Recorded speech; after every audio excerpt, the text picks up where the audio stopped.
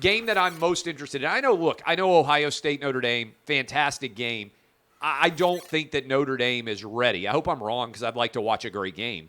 I don't think that Notre Dame is going to be able to compete at a high level with Ohio State. I just don't. Marcus Freeman, first real big game. I just don't think that Notre Dame is going to be ready. I hope I'm wrong, but the game I'm most excited to watch is actually Utah-Florida because I think this is going to be a slobber knocker of a game. I think that Anthony Richardson's going to come out, play really well. Florida pulls off the upset. That is one of my picks. I like West Virginia to cover against Pitt, one of the great rivalries in sports. After over a decade, I'm glad it's back. I think Tennessee tomorrow, I'm going to be in Knoxville, is going to blow out Ball State. I also like the over because Tennessee's defense can't stop anybody. Penn State, Purdue, I like Purdue plus the points and the over in that one. I also like Cincinnati, Arkansas. Bearcats had a phenomenal year last year. They got physically exposed, I thought, against Bama. Gave up over 300 yards rushing to Bama while only getting 74 themselves. I think Arkansas has their way with the Bearcats in this opener out in Fayetteville. I like Arkansas minus 6.5.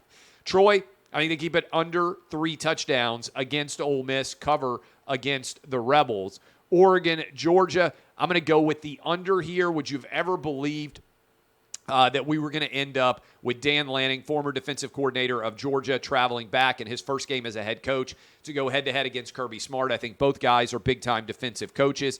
Georgia is clearly the better team, but I think that we end up in this matchup with the under hitting, under 53.5. FSU, LSU, no real idea what's going to happen here. Brian Kelly, a.k.a. Nicolas Cage's character from Con Air, back roaring with his brilliant Southern accent. FSU, Mike Norvell, year, 2 or 3? I can't even keep up with everything. FSU has not been very good ever since Jimbo Fisher left. Frankly, they weren't very good at the end of the Jimbo Fisher era either. But I like the Seminoles already having played one game, plus a 3.5 against LSU. Clemson, Georgia Tech. I'm not sold on Clemson.